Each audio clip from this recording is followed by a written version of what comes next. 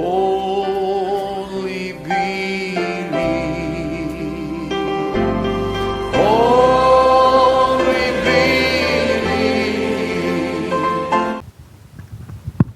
Praise lord, hallelujah. అందరూ ఒకసారి లేచి నిలబడితే బాగుంటుంది అనుకుంటున్నాను. వాక్యం చదువుకునేటప్పుడు మరి ఇప్పటి వరకు పాటలు పాడుకున్నాము. మరి ఇప్పుడు వాక్యమే దేవుడే ఉన్నాడు కాబట్టి మొదటి దశలోనికి రాసిన పత్రిక 4వ అధ్యాయము 15వ వచనం నుంచి 17వ వచనం వరకు చదువుకుందాం.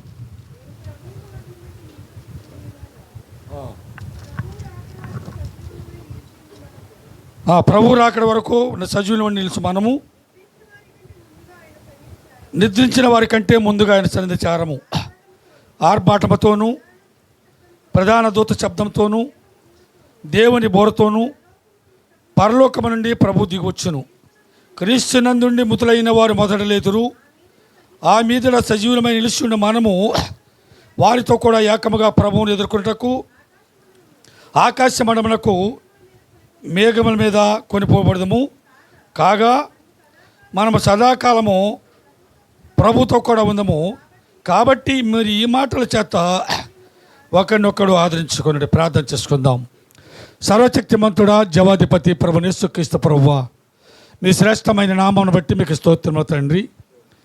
ఇప్పటి వరకు కూడా నైనా మరి నీ కుమారుడు పౌలు గారు నిద్రించిన విధానం బట్టి మరి వారి తమ్ముడు దైవ సేవకులు జకరి గారు చాలా ఆయన గురించి చెప్పుకున్నారు ప్రభువా. వారి తండ్రి గారు కూడా ప్రభా కుమారుడికి చేసిన పరిస్థితి గురించి చెప్పుకున్నారు నాయన. ఏదేమైనా నిద్రించున్నాడు ప్రభువా. కానీ మరలా మేము ఎంత బాధపడినా ఇక్కడికి రాడు. కానీ ఒకరోజు ఒకవేళ మీరు ఆకరాల సమేత ప్రభువా మీరు మధ్యాకాశంలోకి వచ్చినప్పుడు ముందుగానే ఆయన లేచి మా కోసము స్వాగతం పలకడానికి ఆ కుమారుడు వస్తాడని మేము లేఖనాల్లో చూస్తున్నాం ప్రభు. అందుకని పౌలు గారు చెప్తున్నాడు, నిరీక్షణ లేని ఇతరులు మీరు దుఃఖపడవద్దు. ఎందుకంటే సమాధిలో ఉన్నవారు మొదటి ముందు లేచి వస్తారు. ఆ మీద మనం వారితో కలుసుకుని ప్రభుతో కలుసుకుంటామని చెప్తున్నారు. కాబట్టి ఈ మాటలను బట్టి ఒక్కరు ఆదరణ పొందాలని చెప్పిన మాటల ప్రభువ, ఈ మాటలు కూడా ప్రభువ మరి ప్రత్యేకంగా మరి పౌలు గారి కుటుంబ సభ్యులకి ఆదరణ కలగజేయమని, ఇక్కడ సాతానికి చోట్లు అక్కడ బంధించమని యేసుక్రీస్తు ప్రభువ మీ శ్రేష్టమైన నామను బట్టి అడిగి వేడుకొనిస్తున్నాము. ఆమేన్. హల్లెలూయా, హల్లెలూయా, హల్లెలూయా. అందరూ కూర్చోండి. దేవుని నామానికి మహిమ కలుగునుగాక. చూడండి పిల్లరా, మరి ఈరోజు మరి సహోదరుడు పౌలు గారు నిద్రించిన విధానం బట్టి మరి వారి తమ్ముడు గారు అలాగే తల్లిదండ్రులు వారి బంధువులు కూడా ఆదరణ కూడికి ఏర్పాటు చేసుకున్నారు. మనం చూసినప్పుడు ఇక్కడ పౌలు గారు మాట్లాడుతున్నట్టు ప్రసంగంలో కూడా మనం చూసినప్పుడు దశలోనికి సంఘంలో కూడా పౌలు గారు కూడా బహుశా ఎలాంటి కూటానికి వెళ్ళుండొచ్చు. ఆ సంఘంలో ఎవరు నిద్రించి ఉండొచ్చు, ఆయన ఆహ్వానం కలిగి ఉండొచ్చు. వెళ్ళినప్పుడు మరి నిజంగా చెప్పాలంటే మరి ఆ సమయంలో ఆ నిద్రించిన వ్యక్తిని బట్టి కొన్ని జ్ఞాపకాలు వచ్చి మరికి ఆ కుటుంబ సభ్యులకి దుఃఖం వస్తూ ఉంటుంది. అలాగే యేసుప్రభు వారు కూడా లాజర్ సమాధి దగ్గరికి వెళ్ళినప్పుడు ఆయన మూలుగుతో కన్నీరు విడిచినట్టు చూసాం. కానీ ఆయన అధికారం బట్టి మళ్ళా లాజర్ని మళ్ళీ చనిపోయిన లాజర్ని నిద్రించిన లాభని మళ్ళీ లేపినట్టు మనం చూసాం. అలాగే పిల్లలు మరి ఇక్కడ కూడా మనం చూసినప్పుడు మరి పాస్టర్ జకరి గారికి దుఃఖం వచ్చిందంటే వాళ్ళ అన్నయ్య గారు చెప్పిన మాటలు మరి మేము ఆదరించడానికి వచ్చిన రోజున చెప్పారన్నమాట. ఆయన నిజంగా మరి ఎవరైనా నేను అడిగితే నాకు 2 పిల్లలు ఉండాలని చెప్పేవాడంట. ఏంటంటే నీకు పెళ్లి కాలేదు కదా అప్పుడు పిల్ల ఏంటంటే నా తమ్ముడి పిల్లలు నా పిల్ల కాదనుకుంటున్నారా, చమత్కారం మాట్లాడుతున్నారని సమాజం చెప్పేవాడంట. నిజంగా పిల్లలు కూడా రోజు మాతో చెప్పి కొంచెం దుఃఖం, ఎందుకంటే ఆ మాటలు గుర్తుకొస్తూ ఉంటాయి. మాకు కూడా 4 సంవత్సరాలు మరి చూస్తూ ఉన్నప్పుడు మరి మేము వచ్చినప్పుడు వృద్ధాప్యంలో తల్లిదండ్రులు మరి ఆ యొక్క పెద్ద కుమారుడికి పరిచయం చేసినప్పుడు వెళుతూ అనుకునేవాళ్ళం. నేను సేవకురాలు పాపం ఈ వయసులో ఆ కుమారుడి మీద ఎంత ప్రేమ ఉంటే నిజంగా సామాన్యంగా ఎవరు దేవుని ప్రేమ లేకపోతే వాళ్ళ స్థితిలో లెగదీయటము అది చేయలేరు అనమాట. మేము ప్రార్థన చేస్తూ వెళ్తూ ఉండేవాళ్ళము. మరి మాకు చెప్పారు, అయ్యా మరి అన్నయ్య గారు హాస్పిటల్ ఉన్నారు ప్రార్థన చేయమని చెప్పారు.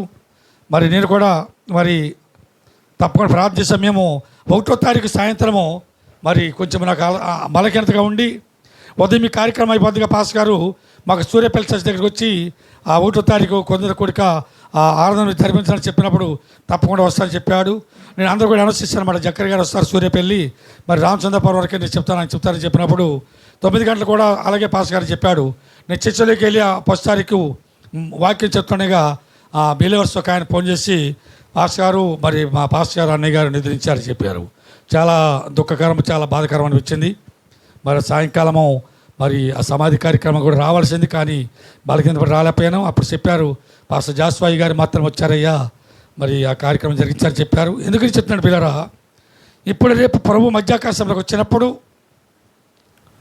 మొదట ఆ వాళ్ళే లేస్తారంటే ఎవరు? పౌలు గారు లేస్తాడు. గొడుగువారి గూడెంలో లేచి ఎవరి దగ్గరికి వస్తాడు? ఒకవేళ సజీవులుగా నిలుస్తుంటే మరి జక్కరి గారు వాళ్ళ అన్న తల్లి గారు తండ్రి గారు నిలుస్తుంటే మరి ఆ పౌలు గారు వచ్చి అక్కడ ఎవరు కలుసుకుంటాడు? ముందు వచ్చి తల్లిదండ్రులు కలుసుకుంటాడు. రండి మన మధ్యాకాశంలో పెళ్లి కుమారుడు కలుసుకుందామని మరి తల్లిదండ్రులు కలుసుకుంటాడు. అలాగే వాళ్ళ అన్నయ్య గారు కలుసుకుంటాడు, వాళ్ళ సంఘస్థులు కలుసుకుంటాడు. అంటే మీరు చెప్పేది వెళ్ళేటప్పుడు ఎలా వెళ్ళాడంటే అంగవైకల్యంగా వెళ్ళాడు, కానీ వచ్చేటప్పుడు ఆయన అంగవైకల్యంగా రాడు పిల్లలు. అది మన వాక్యం చెప్తున్నది. ఈ భూమి మీద ఈ శరీరానికి అంగవైకల్యం, కానీ ఆత్మకు మాత్రం ఏమాత్రం కూడా అంగవైకల్యం ఉండదు. ఆయన గంతులు వేసుకుంటూ ఆయన కూడా అక్కడ ఉన్నటువంటి జనులతో పాటలు పాడుకుంటూ ఆ మధ్యాకాశంలోకి మనల్ని తీసుకెళ్ళడానికి ఒకవేళ ఆయన రాకడైతే బస్సు రావచ్చు. కానీ మనం ఏమిటంటే ఇక్కడ దుఃఖపడుతూ ఉంటాము. ఆయన ఇప్పుడు పెండ్లి విందులో ఆనందంలో ఉన్నాడు పిల్లరా. ఆయన మధ్యాకాశం వస్తే మనం వెళ్ళాలి తప్ప. అందుకని దావీదు అన్నాడు కదా, ఇప్పటి వరకు నేను ఉపవాసం అన్నది నా బిడ్డను దేవుడు బతికిస్తాడని ఉన్నాడు, కానీ ఇక నా బిడ్డ ఎలాగో ఆయన దగ్గరికి వెళ్ళడం బట్టి ఒకరోజు నేను వాడి దగ్గరికి వెళ్ళాలి, కానీ వాడు నా దగ్గరికి రాడని మరి ఆ బిడ్డ ఆ నిధులిచ్చిన తర్వాత దావీదు చక్కడ బట్టలు కట్టుకున్నాడు, చక్కడ భోజనం సిద్ధపరచమని, ఎందుకంటే ఆదరణ కలిగి పొందుకున్నాడు అనమాట. మళ్ళీ నేను ఒక దినం నా బిడ్డ దగ్గరికి వెళ్తానని. అలాగే ఒక దినమని వీళ్ళందరూ కలిసి మరి ఆ పౌలు గారికి కలుసుకోవాలి తప్ప పౌలు గారు మరి మాత్రము ఒకవేళ రాకడాల్సిందే పౌలు గారు వస్తాడు తీసుకెళ్ళటానికి. ఇక అంగవైకల్యంగా ఏదో చనిపోయినప్పుడు ఆ బలకీన గుండె బలకీన ఉండేటువంటి సమస్య ఉంటుంది, కానీ ఆయన ఆ మధ్యాకాశంలోకి వచ్చి మనం ఏం చెప్తాడంటే పెండ్లి కుమారుడు దగ్గరికి తీసుకెళ్తాడు. ఆర్భాటం మీద వస్తాడు ఆయన, ప్రధాన దూత శబ్దంతో వస్తాడు, బోరతో వస్తాడు పిల్లరా. అట్టి ప్రభువుని కలుసుకోవడానికి మనల్ని తీసుకెళ్ళడానికి తప్పకుండా పౌలు గారు వస్తాడు. అది వాక్యం ఉన్నది. ఎందుకంటే మనం చూస్తున్నాము ఆయన మొదటి రాకడలో ఆయన ఆ యొక్క శిలువ మీద కేక వచ్చినప్పుడు సమాధిలో ఉన్నవారు తిరిగి వస్తే పిలాతు అన్నాడు నిజంగా ఆయన దేవుడి కుమారుడని. మళ్ళీ రెండో రెక్కలు కూడా ఆయన మధ్యాకాశం వచ్చినప్పుడు ఆ పౌలు గారి గుడివారు కూడా వచ్చినప్పుడు అంటారు నిజంగా పౌలు గారు దేవుడే దేవుడురా అని చెప్పుకునేటువంటి ఒక గడియ తప్పకుండా ఆయన రాకడాల్సి మనం చూస్తాం పిల్లరా. ఆ మధ్యాకాశంలో మనం తప్పకుండా కలుసుకుంటాం. మా మాటలు బట్టి మరి నిజంగా కూడా మరి జక్కరి గారు ఏంటి, మరి తల్లిదండ్రులు ఏంటి, నిజమే తప్పకుండా నా తమ్ముడు రేపు రాకడాల్సి వస్తే మమ్మల్ని తీసుకెళ్ళడానికి ఆయన వస్తాడని చెప్పి ఆదరణ కలిగి ఉంటాం పిల్లరా. నిజంగా చెప్పాలంటే నేను ముగించేస్తాను. ఈ కాలానికి వచ్చిన ప్రవక్త విలియం బ్రెనగామ్ గారు కూడా మనం చూసినప్పుడు ఆయన మంచి ప్రథమ స్నేహితుడు అంట. బ్రెనగామ్ గారు అంటే ఎంతో ప్రాణంగా ఉండేవాడంట. ఆయన కూడా ఇలాగే మరి జక్కరి గారి అన్నయ్య గారిలాగా హాస్పిటల్లో ఉన్నప్పుడు 2-3 సార్లు ప్రార్థన చేశాడంట. 3వ సారి వెళ్ళినప్పుడు డాక్టర్ గారు అన్నారంట లోపల పిలిచి, మరి ఈయన పరిస్థితి గడ్డుగా ఉన్నదయ్యా, ఈయనక చనిపోవచ్చు కొద్ది సమయంలో అని చెప్పినప్పుడంట వెళ్ళి ఆ యొక్క చేయి పట్టుకొని ఎంతగానో దుఃఖించాడంట. బ్రెనగామ్ గారు అంటే మరి ఎంత క్లోజ్ ఫ్రెండో, ఆయన ప్రాణంగా ఉండేవాడంట, ప్రతి విషయంలో సహకరిస్తూ ఉండేవాడంట. అటువంటి వ్యక్తి నిద్రిస్తాడని చెప్పినప్పుడు మరంత గొప్ప వాక్యం బోధించినట్టు ప్రతి బ్రెనగామ్ గారు కూడా ఆయన యొక్క మాటలు ఆయన యొక్క ఆదరణ జ్ఞాపకం చేసుకుని కన్నీరు కాడి చేస్తూ ఉంటే అప్పుడు వెంటనే ఆయన చెప్తొచ్చి బ్రెనగామ్ గారు చేయబట్టుకొని, బ్రెనగామ్ నువ్వు ఎంత ప్రేమిస్తున్నావో నాకు ఇప్పుడు ఎంత శత్రువు అనుకుంటే నేను నమ్మనించోడు కాదన్నాడంట. ఇదేంటి బ్రదర్, నన్ను శత్రువుగా చూస్తున్నావేంటి, నన్ను విడిచి వెళ్ళటము నాకు ఇష్టం లేదంటే, అంటే నా తండ్రి ఇంటికి వెళ్ళటము నీకు ఇష్టం లేదా, నేను ఇంకా ఇక్కడే ఉండి బాధపడాలని చూస్తున్నావా అని చెప్పినప్పుడు వెంటనే ఆయన చేతులు పట్టుకుని సారీ చెప్పుకొని బ్రదర్ నన్ను క్షమించమని ఏడ్చాడు పిల్లలు. నిజంగా మరి ఈరోజు పౌలు గారి గురించి మనబడిస్తాం కాదు, కానీ ప్రభువా మరి పౌలు గారు ఆయన రాజ్యంలో ఉన్నాడు, మేము కూడా ఆయన రాజ్యంలోకి వెళ్ళాలని మనం వాక్య ప్రకారం నడుచుకుంటూ చూడాలి. కానీ మరి నిరీక్ష లేని ఇతరులకి మనకు ఆయన మధ్యాకాశంలోకి వచ్చినప్పుడు మనందరం కూడా ఏం చేస్తామంటే పెండ్లి కుమారుడిని కొలుచుకోవటానికి, పెండ్లి కుమారుడు వచ్చినప్పుడు సైలెంట్గా రాడమ్మా. ఎలా వస్తాడు ఇప్పుడు పెండ్లి కుమారుడు మన లోకస్తమ చూస్తాం. పెండ్లి కుమారుడు వచ్చినప్పుడు ఎలా వస్తాడు? బ్యాండ్ మాలంతో వాయిద్యాలతోటి సంతోషంగా వస్తాడు. ఆయన మధ్య పెండ్లి కుమారుడికి వచ్చినప్పుడు మనందరూ కూడా ఈ పెండ్లి కుమారుడికి ఎలా వెళ్తాం, మనము ఏడ్చుకుంటూ వెళ్తామా, చాలా అలా వస్తారు, మనం తీసుకుని వెళ్తుంటారు. అట్టి పెండ్లి కుమారుడిని కలుసుకోవాలని ఆశ కలిగి ఉండాలి తప్ప మరి నిధించిన వారి కొరకు మనం దుఃఖపరచకూడదు. అట్టి దేవునికి మరి మనము కూడా నమ్మకంగా ఉండి ఆయన రాజ్యం కొరకు సిద్ధపడి పౌలు గారు కలుసుకునే వారికి ఉండాలి తప్ప మనము ఇక్కడ దుఃఖపడి మనము మరి వాక్యానికి వ్యతిరేకంగా ఉండకూడదు.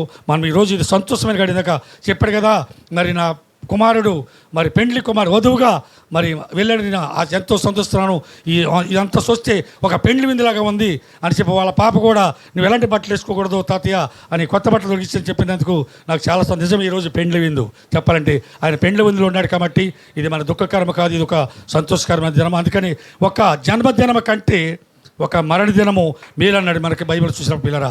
కాబట్టి ఆయన నిద్రించాడంటే మేలే. ఆ మేలు కొరకు మనం కూడా చూసుకోవాలి తప్ప మరి మరణం గురించి ఎప్పుడు క్రైస్తుడు ఎప్పుడు మరణం గురించి భయపడ్డాడు. పౌలనంట, ఓ మరణమా ఎప్పుడు నిన్ను జయించానంట. నిజమైన క్రైస్తుడు మరణం వస్తుందంటే మనం అసలు గృహానికి వెళ్తున్నాం కాబట్టి ఎప్పుడు కూడా మనం భయపడము. అది మన సొంత గృహమైంది కాబట్టి ఈ మరణం మనం ఎప్పుడు జయించాము, ఎప్పుడు మనం భయపడితే దేవుడికి మనం నమ్మకంగా ఉండి రాజ్యాన్ని సిద్ధపడదాం. ఈ కొద్ది మాటలు కొద్ది హెచ్చరికలు దేవుడు దీవించునుగాక. బోరాధ్వనితో పరిశుద్ధులతో క్రీస్తు యేసు రానాయుండే,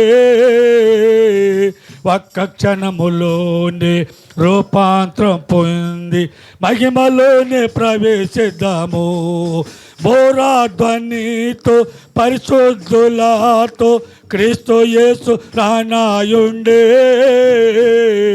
ఒక్క క్షణములోనే రూపాంతరం పొంది మహిమలోనే ప్రవేశిద్దాము.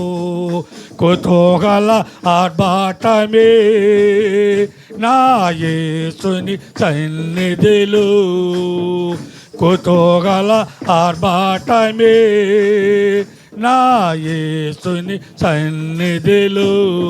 హల్లెలూయా.